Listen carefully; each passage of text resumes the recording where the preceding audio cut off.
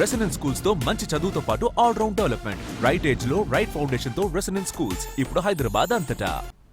జనసేన కేడర్లో పదవుల panchayat hot topic గా మారింది.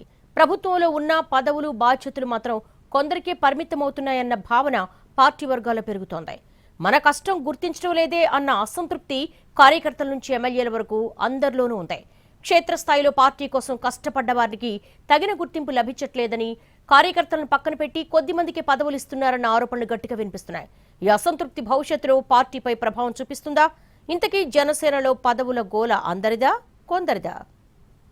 ఏపీలో అధికార కూటమిలో భాగస్వామిగా ఉన్నా తమకు ఎలాంటి పవర్ ప్రాధాన్యం లేదనే ఆవేదన జనసేన నేతల్లో వ్యక్తమవుతోంది. ఎమ్మెల్యేలతో పాటు నియోజకవర్గాల్లో కీలక నేతలు ఇదే విషయంపై బాహాటంగా చర్చిస్తున్నారా అంటే అవుననే సమాధానమే వినిపిస్తోంది. క్షేత్రస్థాయిలో జనసేన నేతలు ఇద్దరు కలిస్తే ఇదే విషయంపై ప్రధానంగా చర్చిస్తున్నారు. పార్టీ పరంగా ఎలాంటి ఇబ్బందులు లేకపోయినా ప్రభుత్వ పరంగా తమకు ప్రాధాన్యం లేదన్న ఆవేదనతో రగిలిపోతున్నారు. గత ఎన్నికలకు ముందు పొత్తు పెట్టుకుని అధికారంలోకి వచ్చాక తమకు ప్రాధాన్యం పెరుగుతుందని జనసేన కార్యకర్తలు నేతలు ఆశించారు. కానీ అధికారంలోకి వచ్చాక టీడీపీ ఆధిపత్య రాజకీయాల ముందు తాము నిలవలేకపోతున్నామని జనసేన నేతలు వాపోతున్నారు. ఒకరిద్దరు కాదు, పార్టీలో ఉన్న మెజారిటీ నేతలను ఇదే సమస్య వేధిస్తోందనే టాక్ వినిపిస్తోంది. పోలవరంలో ఇటీవల జనసేన నేత చేసిన బహిరంగ వ్యాఖ్యలకు పార్టీలో పెరుగుతున్న అసంతృప్తి కారణమని తెలుస్తుంది. కూటమి ప్రభుత్వంలో ఉంటూనే టీడీపీ టార్గెట్ గా చేస్తున్న వ్యాఖ్యలు వైసీపీని మించిపోయే స్థాయిలో ఉండటం చర్చనీయాంశమయ్యింది. ఆ తర్వాత విజయవాడలో జరిగిన 3 నియోజకవర్గాల నేతల విస్తృత స్థాయి సమావేశంలో జనసేన పార్టీ ప్రధాన కార్యదర్శి రామ్ తాళ్లూరి, జిల్లా పార్టీ అధ్యక్షుడు సామినేని ఉదయభాను ముందే మహిళా నేత రావి సౌజన్య అసంతృప్తి వెలిబుచ్చారు. ఏలూరు, చింతలపూడి, పాలకొల్లు ప్రాంతాలకు చెందిన పలువురు జనసేన నేతలు జగన్ సమక్షంలో వైసీపీలో చేరారు. పార్టీ మారిన నేతలు ఇప్పుడు జనసేనపై తీవ్ర విమర్శలు చేస్తున్నారు. పార్టీలో ఉంటూనే పార్టీని వీడాకో చేస్తున్న ఈ విమర్శలు జనసేన గ్రౌండ్ లెవెల్లో ఎలాంటి పరిస్థితి ఉందో చాటి చెబుతున్నాయి. కూటమి పార్టీల అధినేతలు 15 ఏళ్ల పాటు పొత్తు గ్యారంటీ అని చెబుతున్నారు. కానీ క్షేత్రస్థాయిలో మాత్రం జనసేనను పక్కన పెట్టేసినట్టే అనే పరిస్థితి ఉందని అంటున్నారు ఆ పార్టీ సీనియర్లు. అడ్జస్ట్ అవ్వాల్సిందేననే సందేశం పార్టీ హైకమాండ్ నుంచి వస్తున్న ఎమ్మెల్యేలకు, పాయింట్ ఆఫ్ కాంటాక్ట్ గా నియమించిన నేతలకు, కార్యకర్తల మాటకు విలువ లేకపోవడంతో నిరాశ పెరుగుతోంది. ఇక మా వల్ల కాదన్న భావనతో కొంతమంది నేతలు బహిరంగంగా బర్స్ట్ అయ్యే స్థితికి చేరుకుంటున్నారు. సరిగ్గా ఇదే సమయంలో బాంబు పేల్చారు జనసేన పార్టీ ప్రధాన కార్యదర్శి బొలిశెట్టి సత్యనారాయణ. కూటమిలో పరిణామాలు, పదవుల విషయంలో జనసేన కోసం పనిచేసిన వారికి అన్యాయం జరుగుతోందన్నారు. కూటమి ఒప్పందం క్షేత్రస్థాయిలో అమలు కావడం లేదని ఆరోపించారు. విశాఖ తూర్పు నియోజకవర్గంలోని 5 దేవాలయాల కమిటీల్లో ఒక్కటి జనసేనకు ఇవ్వలేదని ఆగ్రహం వ్యక్తం చేశారు. రిజర్వేషన్ ప్రకారం జనసేనకు 30% పదవులు కూడా అమలు కావడం లేదన్నారు. అంతేకాదు, పార్టీ కోసం పనిచేయని వారికి పదవులు ఇచ్చారని ఆరోపించారు.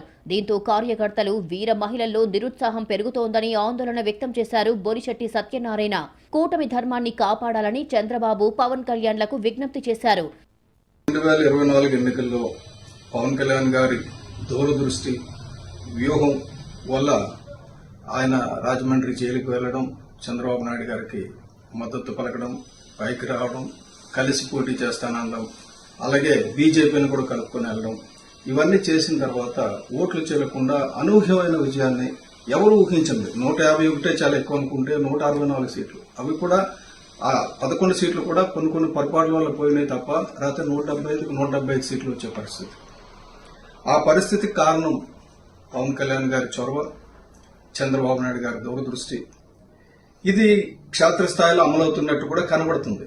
ఎందుకంటే పవన్ కళ్యాణ్ గారు పదవి బాధ్యత అని పెట్టినప్పుడు కూడా 3400 మందికి పోస్టులు వచ్చాయంటే మాకు ఆశ్చర్యం వేసింది. ఎంతమందికి వచ్చినాయా అని. నిజంగా సంతోషం వస్తే. కానీ అందులో ఎంతమంది జన సైనికులు ఉన్నారు, ఎంతమంది వీర మహిళలు ఉన్నారు అన్నది కూడా చూడాలి. ఎందుకంటే అందులో పొరపాట్లు జరిగాయన్నది ఒక రకమైన వాస్తవం. చాలా మంది పదవులు ఇచ్చేశారు. ఇచ్చేసిన వాళ్ళ పేర్లు జనసేన పెట్టారు తప్ప వాళ్ళ జనసేన పార్టీ గురించి ఎప్పుడు పనిచేసిన వాళ్ళు కాదు. అధికారంలో ఉన్న జనసేనకు రావాల్సిన 30% పదవులు దక్కకపోతే స్థానిక సంస్థల ఎన్నికల్లో పార్టీ నష్టపోతుందని, పరిస్థితి ఇలానే కొనసాగితే వైసీపీ మళ్లీ బలపడే ప్రమాదముందని హెచ్చరించారు. జనసేనకు రావాల్సిన 30% రాకపోతే డెఫినెట్ గా మీరు అక్కడ స్థానిక నాయకులను నిలదీయండి, అలాగే అధిష్టానాన్ని తెలియజేయండి. ఎందుకంటే అప్పుడే మనకి 2029లో కానీ రాకపోతే ఇప్పుడు రానున్న లోకల్ బాడీ ఎన్నికల్లో కానీ మనకి సముచితమైన రిజల్ట్స్ వస్తాయి. ఈ క్రమంలో పార్టీ అధినాయకులు రాష్ట్ర స్థాయి లెక్కలకే పరిమితం కాకుండా క్షేత్రస్థాయిలో పరిస్థితులను పరిశీలించాలని కోరారు. పార్టీ కీలక నేతల్లో సైతం పెరుగుతున్న అసంతృప్తికి అధినేత పవన్ కళ్యాణ్ ఎలా స్పందిస్తారు అనేది ఇప్పుడు ఉత్కంఠ రేపుతోంది. కార్యకర్తలు నాయకుల ఆవేదనకు ఎలాంటి సమాధానం చెబుతారు, ఈ పరిస్థితిని ఎలా ఎదుర్కొంటారు అనే విస్తృత స్థాయి చర్చ జనసేన క్యాడర్లో జరుగుతోంది.